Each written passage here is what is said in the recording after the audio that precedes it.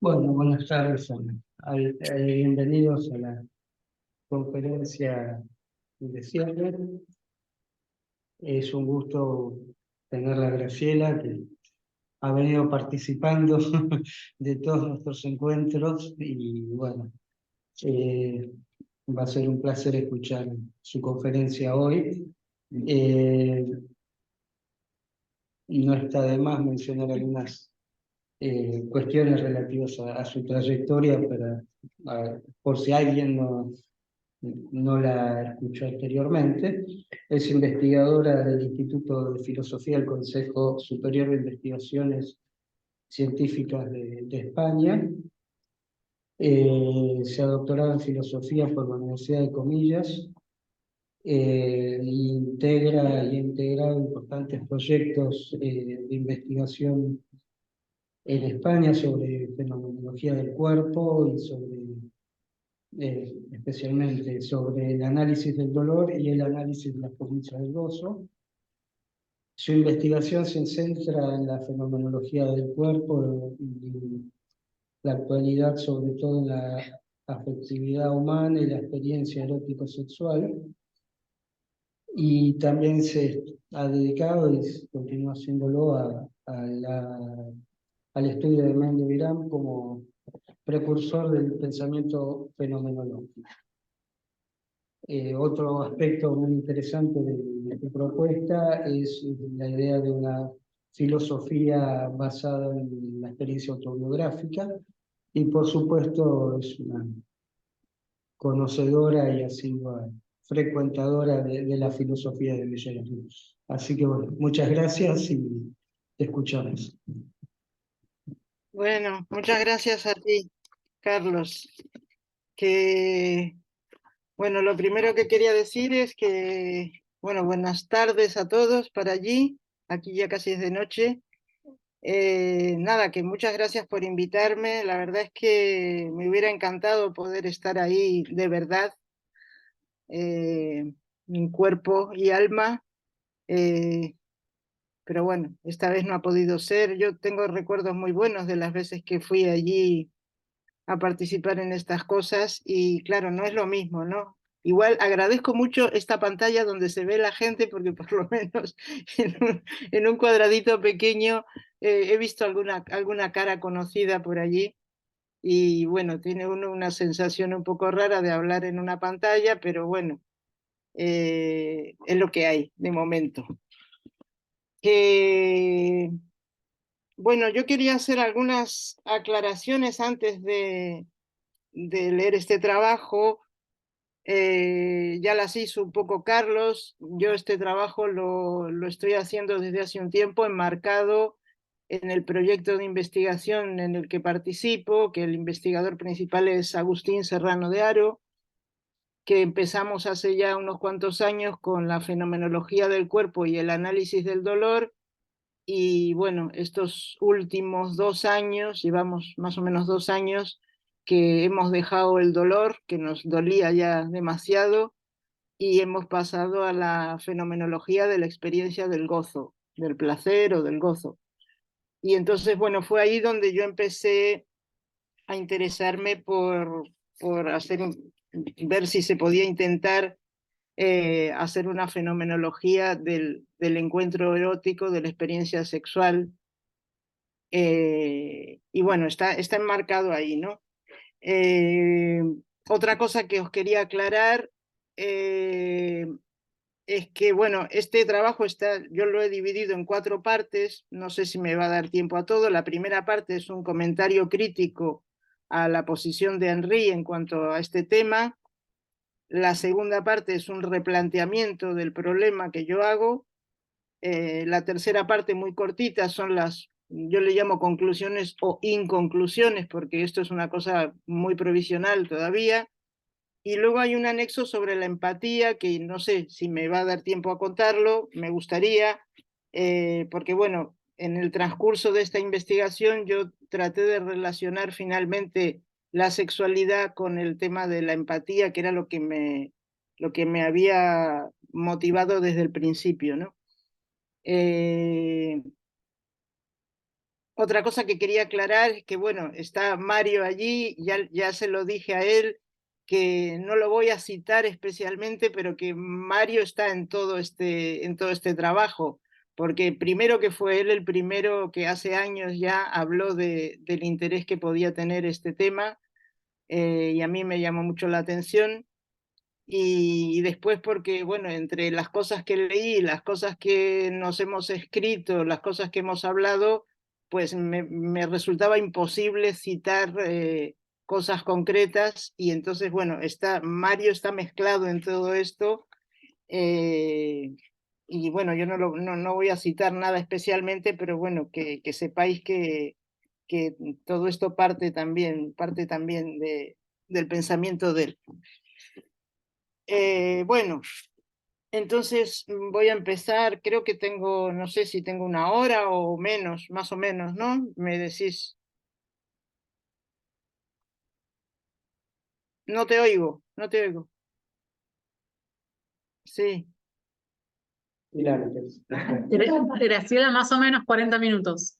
vale, sí, yo creo que me da tiempo, pero bueno. Entonces, la primera parte, que es el comentario crítico a la fenomenología del erotismo y la sexualidad de Henry. La primera pregunta que yo me planteo es cuál es el interés que tiene desde la perspectiva fenomenológica la experiencia del encuentro erótico y de la sexualidad humana. En mi opinión, el estudio del erotismo y de la sexualidad tiene un doble interés fenomenológico. Por una parte, la experiencia erótica y sexual constituye una dimensión universal y esencial de la vida humana, sobre todo de la vida humana considerada desde el cuerpo vivido. Junto con la experiencia del dolor, a la que, como os he contado, nos hemos dedicado los años que llevamos en este proyecto, la experiencia del placer y especialmente del placer erótico y sexual se revela también como paradigmática. Como escribe Agustín Serrano de Haro en un artículo que se titula Defensa de la perspectiva fenomenológica en el análisis del dolor, él escribe, pocos fenómenos se ofrecen tan propicios a la indagación fenomenológica. El dolor físico no es solo una vivencia señalada, un suceso consciente que se da en primera persona, sino que el sentir dolor puede muy bien servir de modelo de lo que significa la inmanencia radical de la vida o lo que es igual a la autodonación plena de la vida. Yo creo que podemos arriesgarnos, al menos al modo de hipótesis, a considerar esta proposición reemplazando la palabra dolor por la palabra placer.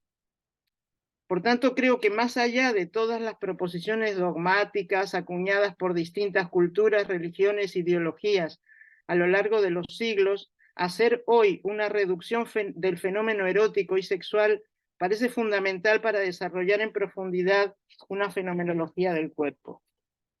Por otra parte, la relación erótica y sexual, junto para mí con la relación madre-hijo en la primera etapa de la infancia, resulta una relación privilegiada para abordar el difícil siempre tema de la alteridad, de la posibilidad o imposibilidad del acceso al otro.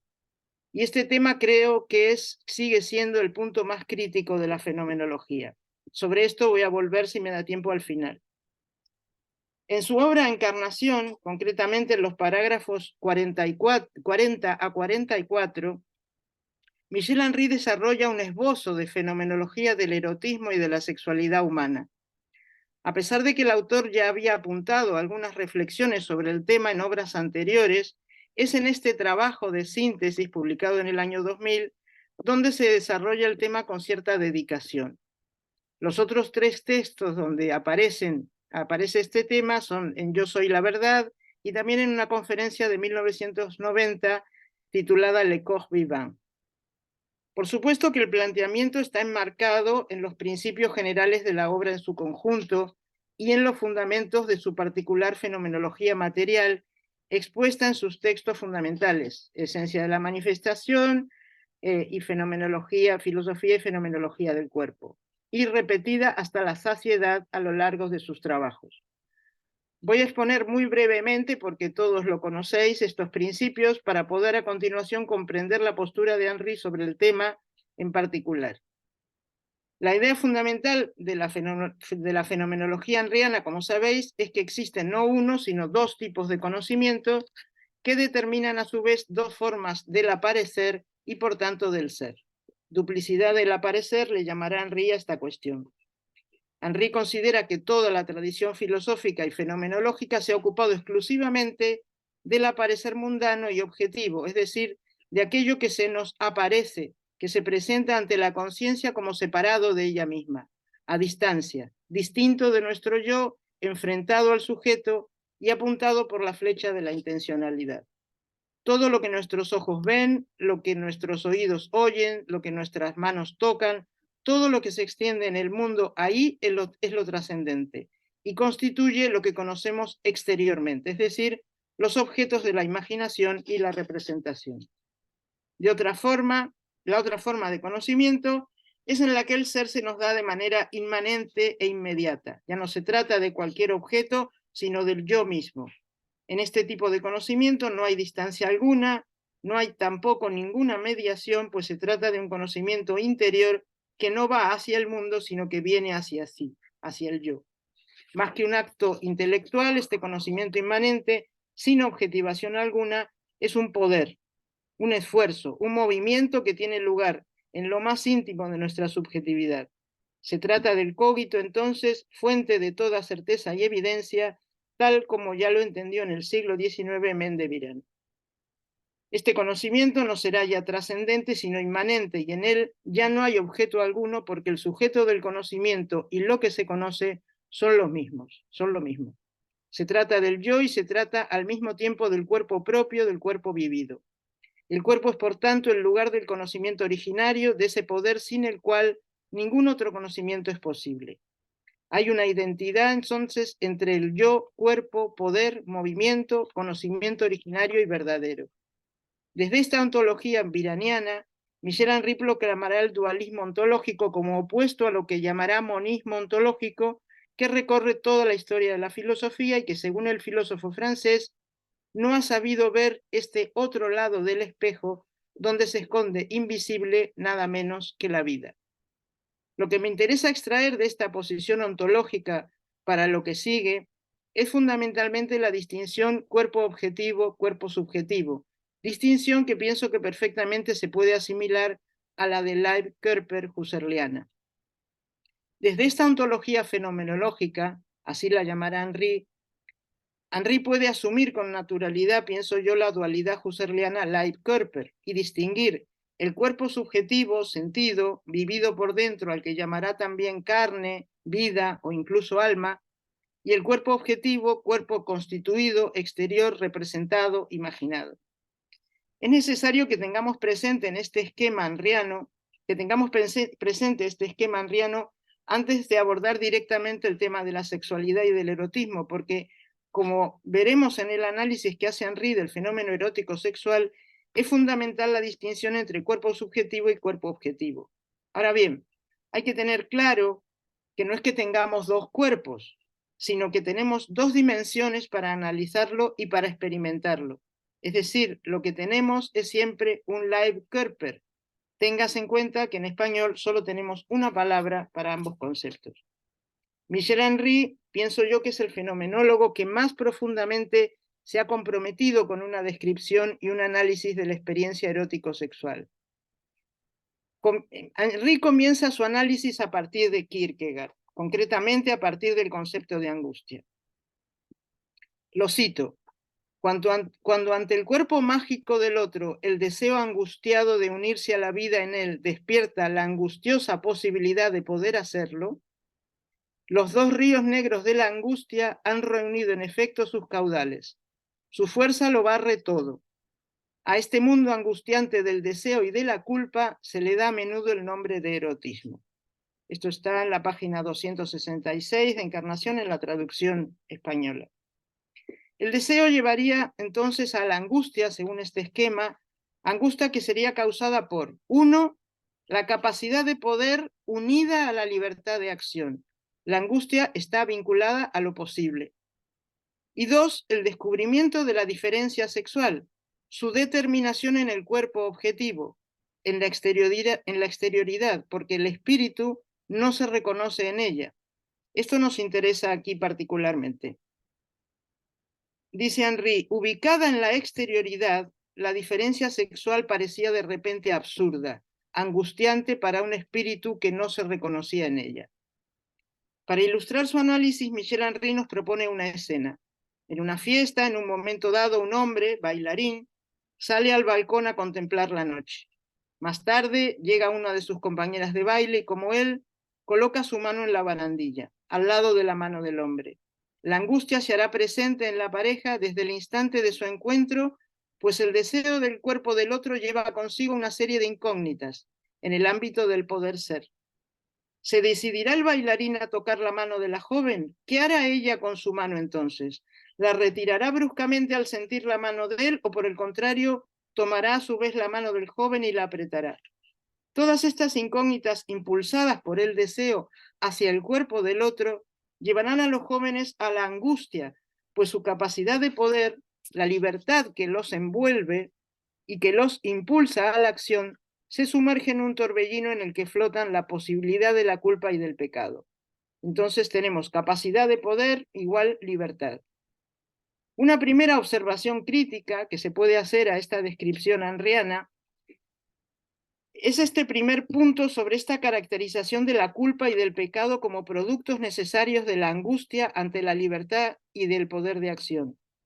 Yo diría que es mejor que esa angustia lleva a sentir el peso de la responsabilidad ante nuestros actos, actos que desplegamos ante nosotros mismos y hacia los demás, pues la conciencia de nuestro propio poder de actuar con libertad en nuestras decisiones y movimientos nos pone frente a las posibles consecuencias de los mismos. Hablar de responsabilidad me parece más adecuado que hablar de culpa y de pecado, dos elementos teñidos con el color de la narrativa religiosa de la que ni Kierkegaard ni Henry creo que pudieron escapar. Y por tanto, la reducción de la descripción fenomenológica del erotismo no es aún completa. De hecho, Henry está retomando el relato adámico para acometer una reducción fenomenológica. Si lo que se pretende es llegar a construir una fenomenología de lo erótico con ambición universalizable, este sesgo etnocéntrico sería inadmisible. El fenómeno del erotismo es una experiencia universal en la especie humana y no debería describirse acudiendo a categorías que atañen solo a una de las muchas tradiciones culturales de la humanidad. No voy a dedicar más tiempo a este punto porque me parece que es demasiado obvio.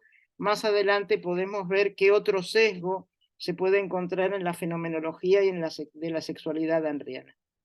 Otra idea clave con la que especula Michel Henry es la del binomio sensibilidad-sensualidad. Siguiendo el mismo ejemplo, la escena del bailarín en el balcón acompañado de la joven, podemos distinguir aquí varios elementos que conviene analizar con detenimiento. Demos un paso más en la escena. El bailarín, movido por su deseo de tocar el cuerpo de la joven y superando la angustia que dicho deseo le suscita, agravado por la posibilidad de llevar a cabo efectivamente un movimiento de su mano hacia la mano de la joven, da lo que Michel Henry llama el salto y pasa a la acción, o sea, toma con su mano la mano de la joven. ¿Qué elementos fenomenológicos confluyen en este acto? Uno, el sentimiento, la pulsión sentida por el bailarín en su propio cuerpo, su capacidad de movimiento, su poder para tocar. Dos, el movimiento efectivo del bailarín, su yo puedo que pasa a la acción. Tres, la mano de la joven que, lejos de ser un objeto tocado y nada más, se transforma en su propio cuerpo vivido, capaz de ser despertado a la sensualidad. Porque al no tratarse de un objeto inerte, sino de un cuerpo que pertenece a una carne originaria, tiene el mismo estatuto que la mano del hombre y es susceptible de ser tocada y así entrar en relación erótica con él. La mano de la joven pertenece a su cuerpo sensual, de manera que se establece una reciprocidad. Ella sentirá la sensualidad de la caricia al mismo tiempo que se despierte en ella a su vez la capacidad de tocar al ser tocada con su mano al bailarín. De esta manera surgirá en ella también la angustia, traída por su propio deseo y su propia libertad para actuar. De esta manera comienza un juego de ida y vuelta en la que los dos cuerpos van a experimentar alternativamente sensualidad y sensibilidad, capacidad de tocar y posibilidad de ser tocados. En este análisis, Henry tiene muchos puntos de coincidencia con el modo en que el filósofo aborda el problema de la alteridad en sus manuscritos inéditos sobre la empatía y la intersubjetividad, en donde puede decirse que avanza un paso más en la crítica a la quinta meditación de Husserl, elaborada en los capítulos llamados Pathos Con, que se encuentran en su obra Fenomenología Material. Básicamente, en estos escritos, Henry reconoce que en la experiencia de tomar la mano del otro, tomarnos de la mano, además de sentir cada uno su propia mano y el tacto de la mano del otro, es posible consignar un plus que sería sentir al otro apretando mi mano. Esto nos lleva a vislumbrar una complejidad considerablemente presente en un gesto cotidiano, que supera con creces el esquema tocante-tocado para iluminar este tercer elemento de comunidad que, por cierto, Henry creo que nunca terminó de desarrollar por completo en ninguno de sus trabajos. Ese sentir al otro apretando mi mano mientras él a su vez siente mi propio poder de apretar, abre, en mi opinión, un camino que debería ser explorado. Lo importante aquí para el tema que nos interesa es caracterizar los actos de ser tocado, tocar, agarrar, acariciar, como distintas modalidades de nuestra capacidad, de nuestro yo puedo, de nuestra vida patética. La relación se cumple en el plano de la inmanencia, pues son dos síes trascendentales los que entran en contacto, dos carnes vivientes que se comunican a partir de su capacidad de sentir y su poder para moverse y actuar. Es a partir de este punto desde el que Michel Henry pasa a analizar la sexualidad. Y aquí, al dar ese paso, es para mí cuando comienzan los problemas en los que centraré la crítica. En el parágrafo 41 de Encarnación, Henry abordará lo que él llamó la relación erótica en la inmanencia de la vida. Para el filósofo, en la sexualidad, el deseo erótico de alcanzar al otro en su vida misma tropieza con un fracaso insuperable. Ya hemos dicho que para Henry el deseo erótico consiste principalmente en esto, alcanzar la vida del otro. Esta sería su esencia para él. Pero ¿de dónde arranca esta idea sombría de fracaso? Merece la pena leer por entero el párrafo en el que Michel Henry hace una descripción fenomenológica del acto sexual. Dice, en la noche de los amantes el acto sexual acopla dos movimientos pulsionales que acaban por aferrarse cada uno al continuo resistente de su propio cuerpo cósico invisible, el cual es de este modo para cada una de las dos pulsiones ese límite moviente que le obedece y después se opone a ella y la rechaza. En la copulación, las dos pulsiones entran en resonancia, desplegándose y cediendo a su vez cada una de ellas. Sin embargo, la situación fenomenológica sigue siendo esta. Cada pulsión, en la alternancia de sus modalidades activas y pasivas, solo se conoce a sí misma, solo conoce su propio movimiento y las sensaciones sentidas en el límite del propio cuerpo orgánico e invisible. La otra pulsión, aquella que experimenta, permanece más allá de lo que experimenta la primera. La impotencia de cada una para alcanzar a la otra en sí misma, exaspera la tensión del deseo hasta su resolución en la sensación paroxística del orgasmo y de tal manera que cada cual tiene el suyo sin poder experimentar el del otro, tal y como la otra o el otro lo experimentan. Si este es el deseo erótico en el acto sexual, el fracaso sigue estando ahí. Bueno, es un poco larga esta cita, pero me parecía que merecía la pena leerla. Entonces, según Henry, tenemos la imposibilidad de los amantes de cumplir sus expectativas y llegar a tocar, o sea, entrar en contacto a través de los cuerpos cósicos objetivos con la vida subjetiva del otro. El encuentro, como he dicho, para Henry, solo tiene lugar en el plano mundano, cósico, objetivo, un plano que, como sabemos, está bastante devaluado por Henry. Sin embargo, pienso que este es un falso problema, que en parte se disuelve en el propio trabajo del autor recurriendo a estos escritos inéditos que antes he citado en los que trata en profundidad el problema de la empatía. Aquí estaremos frente a la siguiente pregunta. ¿Qué se comparte en la experiencia del encuentro erótico sexual si es que algo se comparte? La respuesta simplificada por ahora sería: se comparte precisamente la posibilidad de sentir.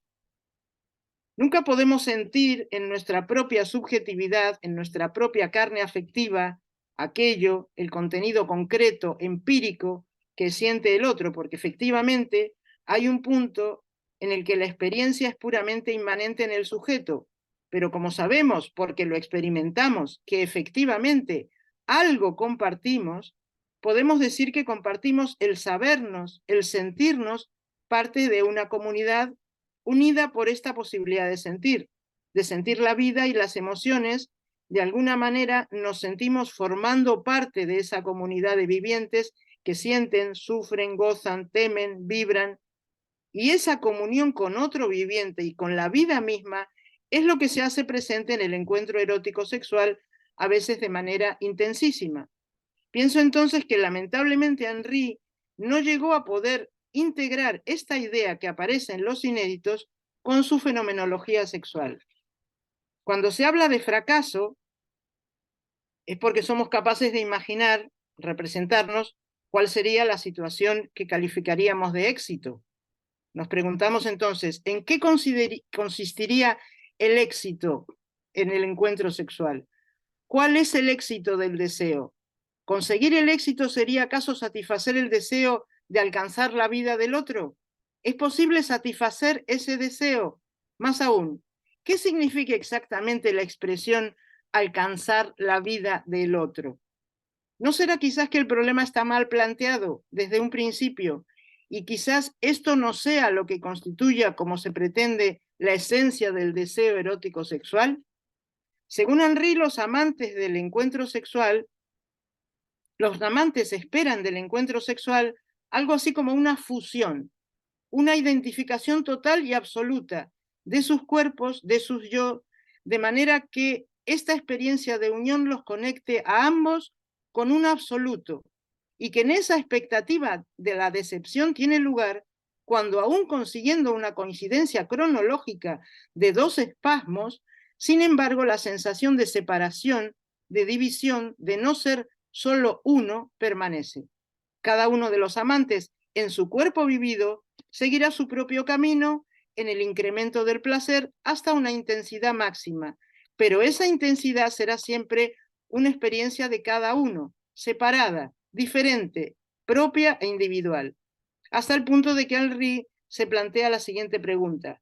Dice, si tomamos los fenómenos en el rigor de su inmanencia, ¿no convendría hablar de autoerotismo en vez de erotismo? Michel Henry se responde a sí mismo esta pregunta argumentando que en el autoerotismo propiamente dicho, cada yo está solo en verdad de su solipsismo, solo en la verdad de su solipsismo, mientras que en el encuentro sexual, a través de gestos o palabras, los amantes se intercambian señales en las que se expresan sus mutuos reconocimientos por el bienestar y el goce que se prodigan el uno al otro. La relación sexual tendría entonces, de alguna forma, una especie de desdoblamiento en el que aparece una relación de afecto, de amor, que tiene lugar antes, durante y después del acoplamiento sexual. Michel Henry aquí vuelve otra vez a la idea de fracaso en relación a la imposibilidad de alcanzar la experiencia del otro. Está claro que esa es su verdadera preocupación. Su verdadera preocupación está centrada en este punto y condicionada por la desesperanzada lucha por superar el solipsismo que también aquí, y quizás aquí también especialmente, siente que amenaza su fenomenología. La reducción a la inmanencia le lleva inevitablemente a la autodonación de cada fenómeno y de este modo al encierro de cada sí en la fortaleza amurallada de su soledad. ¿Cómo abrirnos entonces a una alteridad? Cuando los amantes se buscan, una vez finalizado el acto sexual a través de sus miradas o a través del tacto de sus caricias, lo harán en el aparecer del mundo, porque es allí donde el cuerpo objetivo del otro se encuentra, en el afuera del mundo. Está claro que este afuera del cuerpo del otro siempre estuvo allí, frente a cada uno de los amantes, solo que ahora, enmarcado en el encuentro sexual, ese cuerpo más que nunca se nos ha revelado como cuerpo habitado por una carne viva, como un cuerpo sensual susceptible de sentir al ser tocado, de experimentar sensaciones a partir de los movimientos y de la voluntad del otro. Un cuerpo habitado por un yo puedo y por su libertad de movimiento y por tanto habitado también por la angustia. El hecho de que esta posibilidad de la relación erótica se cumpla en el afuera del mundo parecería indicar entonces que tal relación no puede situarse en la inmanencia de la vida. No olvidemos que Henry ha partido no solo del hecho primitivo de la duplicidad del aparecer, en el cual se enmarca cualquier problemática fenomenológica referente al cuerpo, sino también en la radical separación entre lo que aparece en el horizonte del mundo y lo que se revela en el patos de la vida. El mismo Henry dice, no hay cuerpo posible más que en el mundo, ni carne posible más que en la vida. En mi opinión, la radicalidad de tal separación, sumada a la ausencia de cualquier posibilidad de comunicación o de trasvase entre estas dos modalidades del aparecer, le presta a Henry un mal servicio en el análisis del erotismo y la sexualidad. Proyectando la relación erótica en el horizonte del mundo, que es a donde la presencia de los cuerpos objetivos nos lleva inevitablemente, esta parecería condenada a la irrealidad, puesto que solo del lado de la vida podemos encontrar lo real. Por tanto, para Henry, buscar la vida en la relación erótica es necesariamente hacerlo fuera del mundo, donde el fracaso estaría asegurado, pues no es allí donde la vida habita, sino la invisibilidad de la noche de los amantes. El deseo, entonces, apuntaría siempre hacia aquello que no está dado en el aparecer mundano, sino más allá de él, en la carne viva. Voy a citar otra vez otro párrafo de Henry. Dice, pues el deseo mismo es una modalidad de la vida, al igual que la angustia. Cuando ésta surge en presencia de una determinación sexual objetiva, la angustia que experimenta por no reconocerse en el sexo tiene lugar en el espíritu. Y esto porque este espíritu, que no es otro que la vida, no se encuentra en realidad aquí. Pero es la carne misma, que solo es carne en la vida, la que se nos muestra en la vida, la que no se muestra en el mundo. El sí que le es inherente, su yo puedo, la capacidad de poder moverse a sí mismo, propia de todo poder, tanto el de tocar como el de ser tocado, la totalidad de las impresiones originarias en suma, el conjunto de las propiedades fenomenológicas que pertenecen a la carne y así a la relación erótica, que es una relación carnal y no cósica, escapa al reino de lo visible, no encontrando en él ni su posibilidad ni su satisfacción. Hasta ahí lo de Henry. Volvamos a la idea de fracaso en relación a la expectativa, al deseo de los amantes de reunir sus vidas, de tocar a través del cuerpo objetivo la vida subjetiva del otro, y veamos la diferencia que Henry establece entre erotismo y sexualidad y su relación con el nihilismo.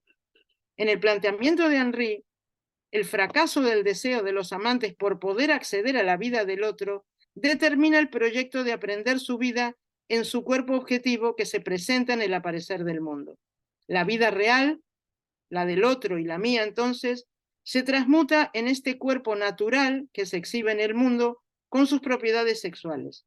Y entonces la sensualidad de la vida, su sentir, su gozo, terminaría para Michel Henry, como dice Mario, aplastada contra ese cuerpo objetivo identificada con él.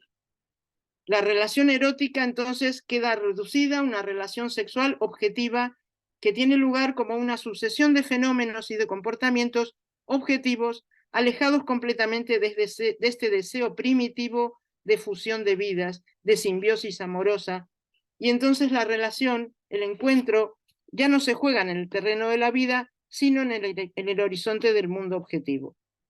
Cuando la relación erótica es arrancada del patos de la vida y abandonada al mundo en las determinaciones de un cuerpo objetivo, entonces esa relación se reduce a la sexualidad y la realidad desaparece comenzando para Henry el tiempo del nihilismo, o sea, la falta de valores, pues se trata de un fenómeno de la naturaleza y en la naturaleza no hay valor alguno. Para Michel Henry, por tanto, una vez que el deseo erótico se estrella en su ambición de conectar dos vidas y se reduce a una mera aproximación de cuerpos y consecución de movimientos en el mundo, la vida quedará profanada y se mostrará como algo sin sentido. En este esquema, Henry incluye los fenómenos del sadismo, el masoquismo, el voyerismo, la prostitución, la pornografía, porque en ellos la carne se identifica con un cuerpo objetivo, en donde las prácticas están ausentes de vida y tendrán lugar solo en el mundo objetivo, donde los individuos son intercambiables, porque no existen verdaderamente como individuos, sino como una suma de cuerpos, o sea, de objetos. Bueno, pensaba citar algo más, pero voy a empezar a dar un poco de prisa porque si no, no voy a llegar. Siempre a modo de hipótesis y en la disposición de provisionalidad a la que estos primeros acercamientos al tema nos obligan, propondremos algunas ideas críticas y alternativas por oposición a lo argumentado por Henry para la construcción de una fenomenología del erotismo y la sexualidad. Vamos a seguir su mismo camino, es decir, nos vestiremos con su misma indumentaria caracterizada por ese punto de exageración propio del filósofo de Montpellier, es decir, la actitud de llevar a las cuestiones hasta su límite para poder observarlas en su esencia. En cuanto al fracaso del encuentro erótico sexual, hemos visto que son dos los caminos argumentales que Michel Henry recorre y que le llevan al mismo destino. El primero es el de la imposibilidad de llegar a la vida del otro a través de su cuerpo, de unir nuestra propia vivencia a la del otro, experimentar su misma experiencia. Algo hemos dicho ya sobre ese punto. Creemos que se trata de un falso problema, un problema mal planteado, puesto que la esencia del encuentro sexual no está necesariamente enmarcada en esta ilusión de fusión total o de identificación. No parte necesariamente de tal expectativa. Efectivamente, la experiencia vivida en cada cuerpo vivido, subjetivo, por cada uno de los individuos en su carne viviente, es intransferible y queda siempre limitada a su propia subjetividad. Esto es así en la sexualidad y en cualquier experiencia vivida. No tenemos que dar por hecho, como parece hacerlo Henry, que este deseo de simbiosis constituye la marca universal de este particular fenómeno. ¿Por qué habría de serlo? Podríamos también reemplazar esta afirmación por otra igualmente válida e igualmente discutible también. Por ejemplo, que el deseo erótico sexual es en esencia el deseo de compartir dos sujetos, cada uno desde su experiencia de la vida y de la afectividad, cada uno desde su experiencia intransferible, un recorrido hacia el acrecentamiento de la experiencia de la vida y de la afectividad. Los amantes entonces comparten el camino de sus vivencias, habitan juntos un espacio y un tiempo en el que ambos crean una intimidad que los envuelve y los acerca, los aproxima, pero no los confunde. Esta intimidad creada es algo que les pertenece, una dimensión que los abarca y de la cual solo ellos son los creadores, pero no se disuelven en ella, sino que se reconocen como parte de esa creación que se les presenta como algo propio y al mismo tiempo autónomo de sus yo individuales. Hay una frontera que se traspasa y una vivencia que los incluye a ambos de forma casi misteriosa, que les supera y con la que conectan y resuenan desde la experiencia de cada uno. La idea de resonancia, entonces, hablaría de autoerotismo, la idea de consonancia hablaría de encuentro erótico amoroso y la idea de disonancia hablaría de sexualidad enajenada. Hemos dicho que Henry parece haber dado un paso en esta dirección en sus inéditos sobre la alteridad, cuando al describir este tercer elemento como el sentir no solo mi mano y la superficie de la mano del otro, sino también el sentir al otro apretando mi mano. Como ya he dicho, lamentablemente Henry no llegó a desarrollar este concepto, no llegó a ser una fenomenología de esta difusa y compleja experiencia aplicada a lo erótico, pero creo que sí nos dejó una pista que señala por dónde poder avanzar. En cuanto al fracaso que viene determinado por este estrellarse del deseo erótico contra el cuerpo objetivo perteneciente al horizonte mundano, en donde la vida de la carne no tiene lugar y solo permanecen los objetos inertes y carentes de vida, nos vamos a situar en las antípodas de la argumentación henriana. Hemos visto cómo desde esta perspectiva de Michel Henry no solo establece la diferencia entre erotismo y sexualidad, el primero perteneciente a la vida y el segundo al mundo, sino que además da cuenta de multitud de fenómenos que en su opinión profanan la vida, nihilismo, como el sadismo, el masoquismo, la prostitución, la pornografía. Todas esas prácticas llevarían a la despreciable marca del mundo, donde lo representado no es lo real y donde la falsedad es posible. Pues bien, vamos a adoptar una postura exagerada también, lo reconozco, opuesta a la de Henry, que sería la siguiente. Vamos a proponer que aún en las modalidades más perversas de la sexualidad humana, en las que efectivamente los cuerpos son tratados y percibidos no como carnes vivientes en su sentir, sino como objetos intercambiables a utilizar, aún en las experiencias más dañinas y violentas, de una manera perversa, enferma y hasta delirante, sin embargo, late oculta, invisible, una afección que transporta una sed de vida, un deseo de acceder a la vida sentida, añorada por perdida, a esa vida absoluta hacia la cual siempre nos encaminamos como principal deseo de nuestra existencia, aún en la mayor desesperación y locura. De estas maneras tremendamente absurdas, crueles y degradantes, y hasta torpes, los humanos estamos siempre en búsqueda de esa vida y de ese amor absoluto. ¿Por qué el erotismo, que parece la forma más luminosa de esa búsqueda, es reemplazado en estos casos por una sexualidad vacía, insatisfactoria y hasta dañina? Esa es una pregunta que aún creo que no estamos en condiciones de responder. Pero lo que sostiene Henry en el texto que analizamos, su afirmación de que la perversión del erotismo está en su exterioridad, nos parece extremadamente simplista, incluso casi infantil y corta de miras. Esto nos condenaría para siempre, pues en todo acercamiento erótico la carne no puede hacerse presente más que a través de un cuerpo objetivo, al igual que ocurre en la simple caricia o en el amamantar de la madre al bebé. Henry nos deja una mirada triste y pesimista sobre las relaciones humanas que no encontramos de ninguna manera consistente. Para Henry, por tanto, solo el erotismo puede formar parte de la vida subjetiva encarnada en el cuerpo vivido, mientras la sexualidad quedaría en el cuerpo devaluado de la mundanidad y la representación. La segunda parte, entonces, es el replanteamiento del problema que yo trato de hacer. A pesar de que desde la primera vez que leí estas páginas sobre fenomenología erótica sexual de Henry sentí que algo no iba bien, no fue hasta más tarde cuando caí en la cuenta de que lo que realmente pasaba no se trataba solo de su visión del encuentro erótico caracterizado como angustiante y destinado al fracaso. Me di cuenta de que al dejar de lado y de forma tan radical lo que él llama las determinaciones sexuales y las diferencias que implican, Henry incluye en un sesgo que podría llamarse de género. Se trata del problema de la universalización del fenómeno sexual. ¿Cómo compatibilizar entonces la realidad de las determinaciones sexuales con la posibilidad de una fenomenología de la sexualidad en sentido universal?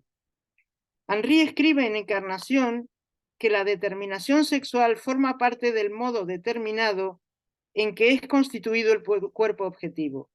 El problema es que para Henry la vida, mostrándose en su determinación sexual, se presenta con el límite de la determinación óntica, y tomando de referencia a Kierkegaard, dirá que esta determinación es una monstruosidad, puesto que estaríamos ante la esencia de la manifestación o del absoluto, mostrándose bajo el disfraz de una determinación. Cuando llegué a este problema no me había dado cuenta aún de la contradicción en la que incurre Henry a lo largo de su obra, pues su postura varía a lo largo de la misma.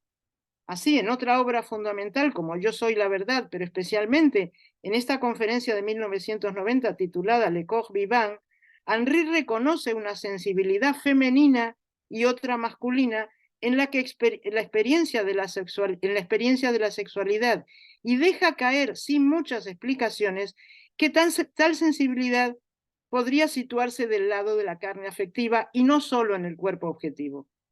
Sin embargo, yo no quiero extenderme en cuestiones historiográficas sobre el pensamiento de este autor, ni en su evolución, ni sus inconsistencias. Es una tarea que puede resultar entretenida, esta de buscarle las cosquillas a los filósofos. Me queda poco tiempo. Sí, ya que traes a colación el tema de la extensión. Sí, tenemos unos 5 minutos porque está la combi que nos tiene que... Ah, vale. Bueno, voy a tratar y entonces... queremos que podamos usar también. Vale.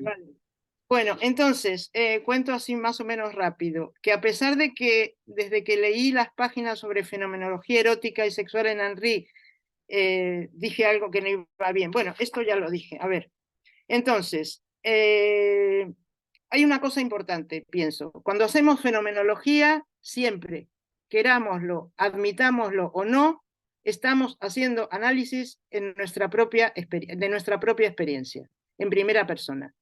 Estemos hablando de estados cognitivos, de percepciones, de sensaciones, de afecciones y sentimientos, da igual. Los fenomenólogos siempre, desde Husserl en adelante, han ocultado hasta cierto punto este hecho, o al menos no le han dado verdadera magnitud.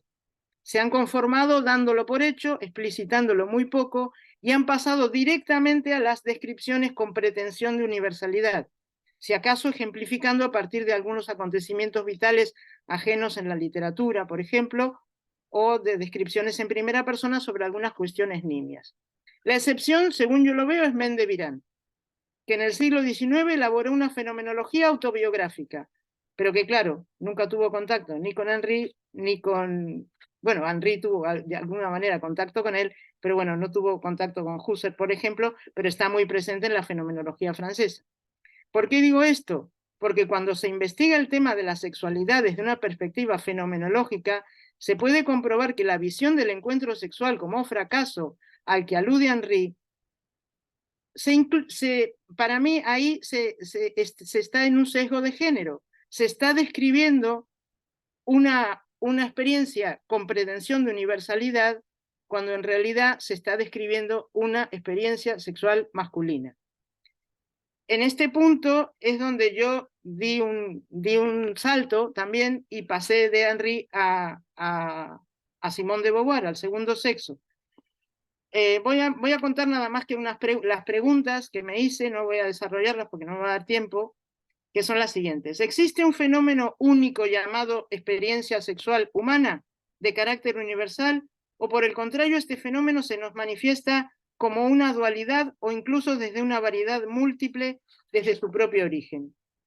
2. ¿Podemos hablar de una sexualidad humana del mismo modo que lo hacemos de la capacidad de visión o de audición o de locomoción o de percepción en general?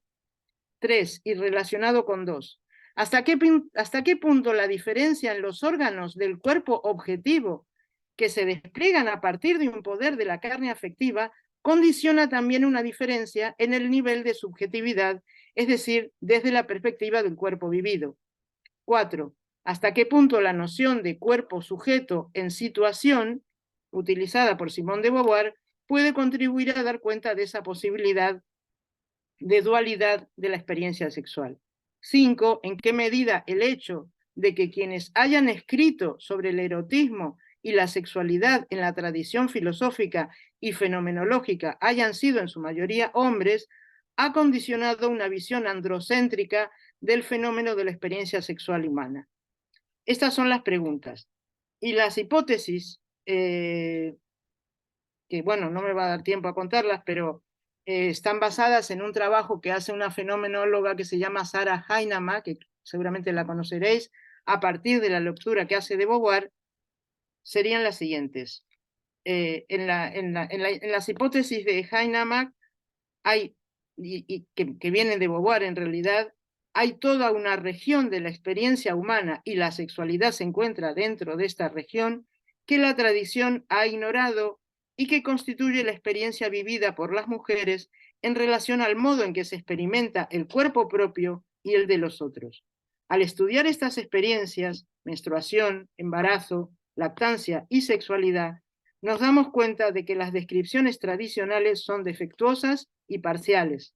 Esto afecta sin duda particularmente a la forma de experimentar el deseo, en particular el deseo sexual. ¿No estaríamos entonces ante una estructura única y universal de la experiencia humana en el mundo en cuanto a la percepción, el deseo, las sensaciones, sino ante una estructura al menos dual, determinada por una parte por la diferencia en el cuerpo orgánico como lugar de despliegue de una diferencia en el cuerpo vivido, dando lugar a esta dualidad de la experiencia en el mundo, objetos, cuerpo propio, otros cuerpos, y expresada en diferencias de estilo, hábito y situación. Según la lectura de Heinemann, el planteamiento beauvoiriano se apoya en la elaboración de Husserl reflejada en La crisis y en Ideas 2 sobre la no neutralidad de los objetos percibidos. Los objetos nos conmueven de forma diferente, no permanecemos impasibles ante ellos, sino que percibimos cosas que nos atraen y nos convocan a acercarnos y otras que nos repelen y nos hacen alejarnos. No somos indiferentes frente al mundo, sino que nos dejamos influir por ellas, sean objetos, paisajes, sonidos o cuerpos vivos. Ellos nos afectan de forma activa y respondemos a esta afección de donde se derivan dos planos. Primer plano, lo constitutivo de la conciencia que constituye la realidad de todo ser percibido, y B, los objetos constituidos que se comportan como activos en el sentido de que provocan al sujeto atrayéndonos o repeliéndonos. Creemos que estos dos planos conviven y se superponen siempre, y que no se produce uno y luego el otro, sino que nuestra relación con el mundo está atravesada por estos dos planos de manera entrelazada. Bueno, no sé, de todo lo que me queda, no sé qué es lo que más, si me quedan unos minutos, los voy a leer las conclusiones, nada más. Hemos hecho un recorrido desde la crítica de la elaboración de Henry sobre la sexualidad, a la que hemos considerado en gran parte incompleta y en gran parte errónea, hasta los análisis de Beauvoir, que bueno, no me ha dado tiempo a desarrollarlos, pero que pienso que se acercan más a una posible fenomenología de la sexualidad femenina, digamos, hecha en positivo. Hemos intentado mostrar las razones que nos han llevado a considerar esta originalidad e irreductibilidad. En fenomenología se ha hablado de giros epistemológicos producidos a lo largo de la historia. Se ha hablado de un giro lingüístico, se ha hablado de un giro corporal, se ha hablado de un giro afectivo, incluso se ha llegado a hablar de un giro teológico en la fenomenología francesa. Pues quizás haya que empezar a hablar de un necesario giro de género en la filosofía y en la fenomenología en particular. No se trataría de invalidar la tradición ni tampoco de reescribir toda la historia filosófica, pero sí quizás admitir, como ha hecho Simone de Beauvoir, que hay toda una región de la experiencia humana en el mundo que ha sido ignorada y que es la experiencia vivida por las mujeres. Beauvoir es muy radical al respecto. De hecho, afirma que la tradición humanista ha fracasado en su intento de teorizar las estructuras generales de la existencia humana debido a la negligencia en relación a la experiencia femenina y al enfoque que se ha dado a las funciones del cuerpo masculino. Mi impresión es que aún admitiendo que exista una estructura básica de la experiencia humana en el mundo, que es sin duda una experiencia corporal, es indudable que estos cuerpos humanos son siempre cuerpos sexuados. Y esto necesariamente da lugar a un desdoblamiento de la experiencia en el mundo. Describir esta experiencia también desde el cuerpo sexuado femenino creo que es una tarea pendiente o al menos inacabada, al menos para la fenomenología, pero mi impresión es que no es una tarea que se puede hacer en un tiempo corto, sino que dependerá de los tiempos que lleven la incorporación de las mujeres a la fenomenología de manera más decidida y de manera más creativa. Quiero citar aquí la propuesta, ya por último, de la profesora Carla Núñez, profesora de la Universidad de Guanajuato, que hizo una estancia breve en el CSIC y que estaba investigando precisamente la posibilidad de una diferencia de género en la experiencia del dolor desde la perspectiva fenomenológica de Henry. Carla decía, ya que la vida se experimenta y se revela en la afectividad, cabe preguntar sobre la identidad del sujeto encarnado. Es decir, el dolor como experiencia patética de la vida participa de la construcción de la identidad de la subjetividad, y a la luz de esto, ¿qué papel juegan la memoria y los hábitos en el saber del cuerpo encarnado? ¿Qué podemos decir de un cuerpo sujeto, de un cuerpo encarnado sexuado? ¿Podemos entender al cuerpo encarnado sexuado como un cuerpo en situación? Yo creo que estas preguntas que se planteaba Carla, es decir, la cuestión de si la subjetividad, la identidad de la subjetividad se configura en la vivencia de la experiencia corporal y que ella aplicaba a la experiencia del dolor, puede aplicarse también a la experiencia del placer sexual o a la sexualidad en general. Bueno, el anexo sobre la empatía, si queréis, os lo puedo enviar si a alguno le interesa, que es una cosa en construcción, pero está claro que no me va a dar tiempo. Así que mejor aprovechamos un rato en charlar un poco entre nosotros y tal. ¿Vale? Muchas gracias.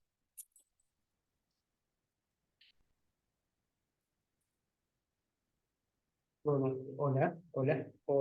Sí, sí, te oigo. Ahí, ¿me escuchan por acá? Bueno, muchas gracias, Graciela, por esta estimulante presentación. Y estoy seguro que va a haber muchas preguntas, como para que aprovechemos los 10-15 minutos que tenemos. Y si no hay preguntas, te acribillo yo a preguntas porque me he estado pensando en muchas cosas. Pero ya está Mario presto. Viste, no hay que buscarlo, lo mencionaste y bueno, a ver, Mario. ¿Dónde tiene que hablar para que escuche Graciela? Aquí, ¿te ves aquí? Acércate de acá, sí, porque ahí te capta el micrófono ese bien. Aquí. Sí, sí, sí. Acá la silla. La silla del rey.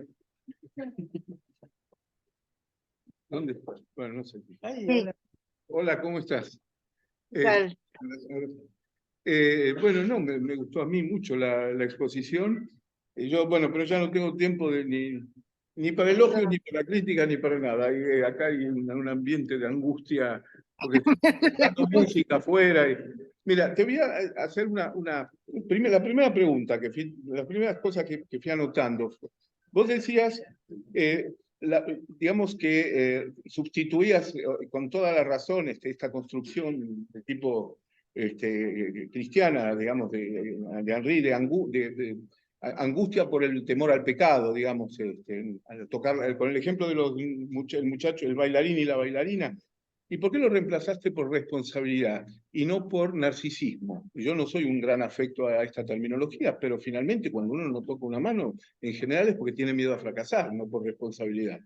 Es para el narcisismo herido y la retira, digamos. Entonces, es un fracaso que te revierte sobre tu propia vida y te pone en conflicto. Bueno, esa es una observación. Después, recurrí a los inéditos de Henry, donde él dice, sí, sentir al otro tocando mi mano, efectivamente, pero él nunca pudo acceder teóricamente a fundamentar eso, es lo que nunca pudo, sentir al otro tocando, ni sentir al otro nada.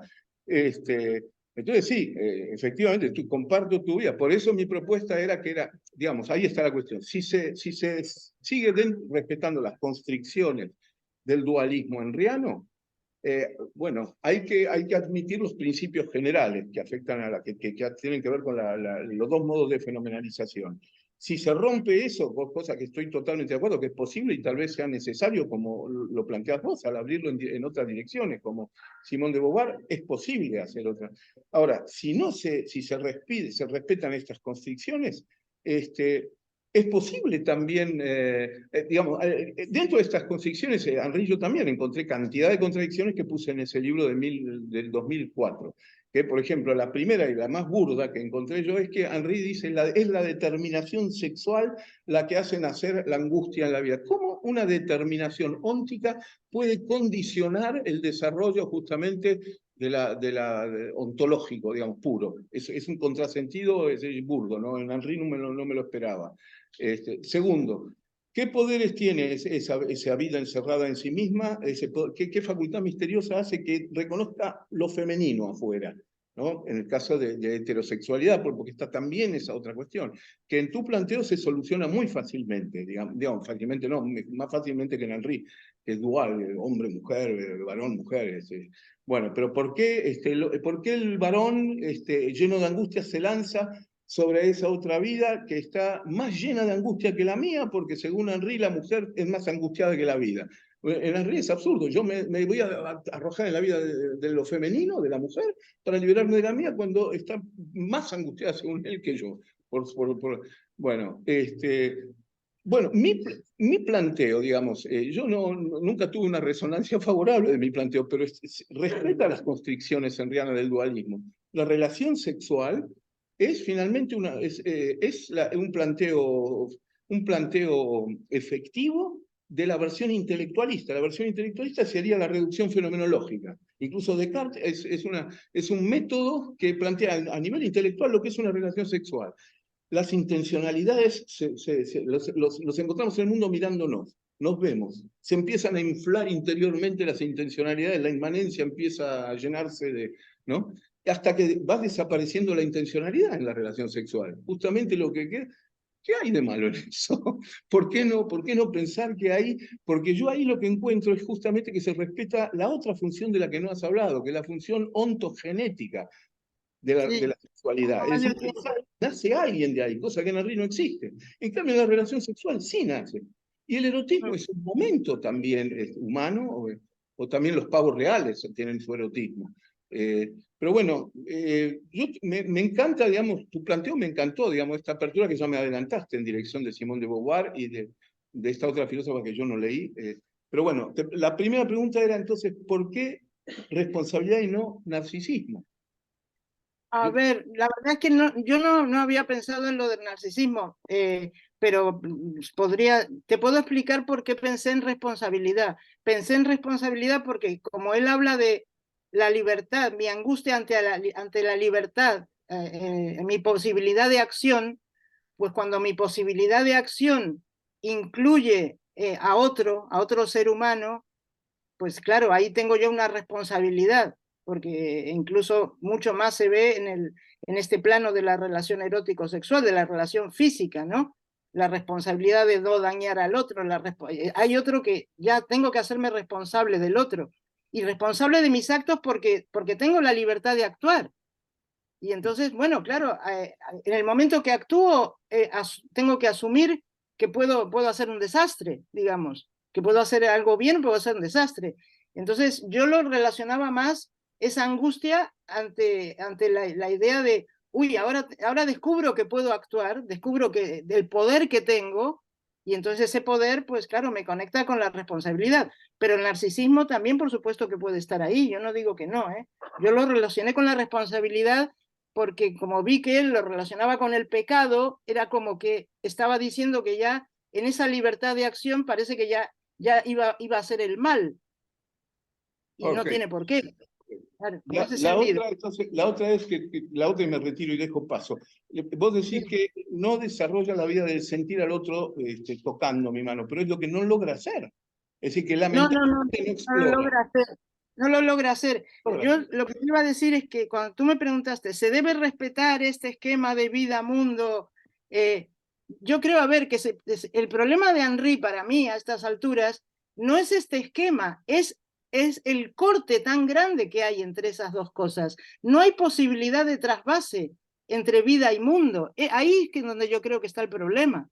No en ese esquema entre vida por un lado, mundo por el otro, sino en esa separación, en esa frontera parece inexpugnable entre vida y mundo. A mí me parece que ahí es donde él se queda encerrado. Y en el aspecto, en el plano del erotismo y la sexualidad, se ve claramente, porque hay permanentemente un juego entre vida y mundo.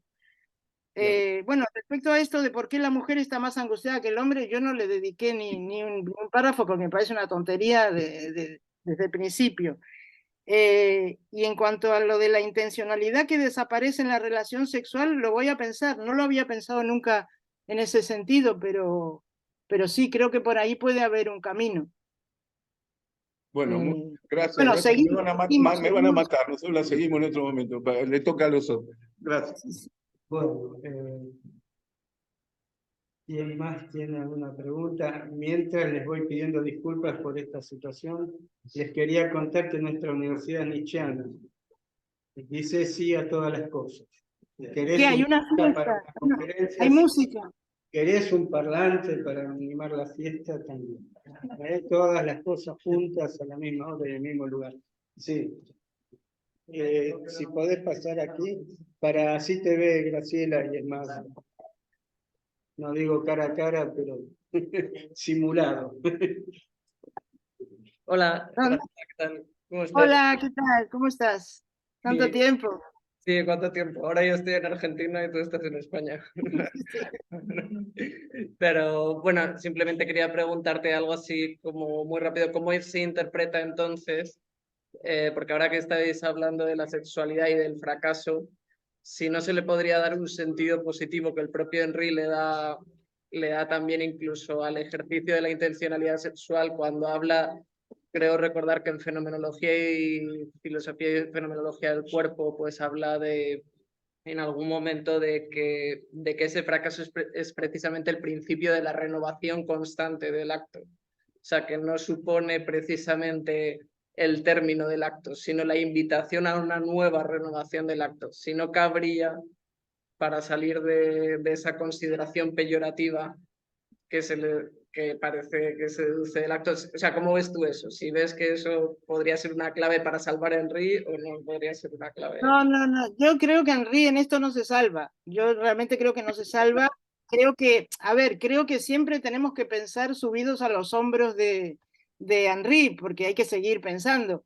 Pero yo creo que en este tema Henry, creo que, yo, vamos, no, creo que ha dado pistas, eso, desde su fenomenología de la comunidad, ha sido el primero que se ha metido realmente en el tema, o sea, creo que él ha avanzado, pero creo que dentro de su esquema, esto que dices tú, para salvar el fracaso, la renovación, no, él precisamente lo que te dice es, los amantes vuelven a hacerlo precisamente porque como siempre se quedan con esa sensación de fracaso, es como que vuelven a intentar el éxito y vuelven a intentar el éxito y como nunca llegan a la vida del otro, pues esto es un permanente fracaso. Bueno, no, creo que esto es una visión muy estrecha que tenía Henry de las relaciones erótico-sexuales. Pero vamos, que creo que se puede hacer una fenomenología del erotismo y la sexualidad desde otra perspectiva y tomando efectivamente elementos de él, como el elemento de la comunidad, de algo que se forma. Yo luego tenía lo de empatía, que bueno, no me ha dado tiempo a contarlo, pero él, Henry, si te fijas, trata todo el tiempo de salir, en su filosofía, trata todo el tiempo de salir del yo, y bueno, y pasa a esta categoría de la vida absoluta. Para mí, que es lo que le permite salir del solipsismo del yo. Hay un nivel que es la vida absoluta. Pero claro, yo lo lamento, pero para hacer ese salto, Henry tuvo que entrar en el territorio de la teología, porque fenomenológicamente, pues es muy difícil mostrar la existencia de esta vida absoluta, porque, no sé, yo no la he experimentado, por ejemplo. Entonces, y él tampoco dice cómo se experimenta. Entonces, él ahí, para salir de la jaula del yo, él dio este salto a la teología y entonces solucionó muchísimos problemas. El asunto es, ¿cómo solucionar este problema del encierro del yo sin dar ese salto a la teología?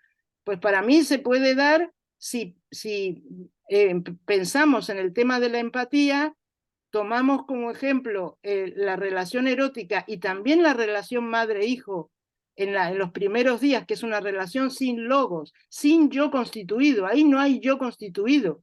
En la relación de un bebé con su madre no hay yo constituido todavía y sin embargo hay relación. Entonces, si pensamos que quizás la relación erótico-sexual, en la relación erótico-sexual resuena esa primera relación madre-hijo como relación primordial, en donde todavía no hay un yo que se ha constituido, quizá ahí se puede salvar el tema del fracaso sin necesidad de las piruetas de Henry, de recurrir a la vida absoluta o recurrir a esto de que se acrecienta la vida porque los amantes vuelven a encontrarse, sino simplemente quizá saliendo de ese lavado de cerebro cartesiano que tenemos tan fuerte, porque quizá es que nunca estuvimos solos, estuvimos siempre con alguien. Y entonces hemos estado siempre con alguien genéticamente, filogenéticamente, históricamente, nunca hemos estado solos.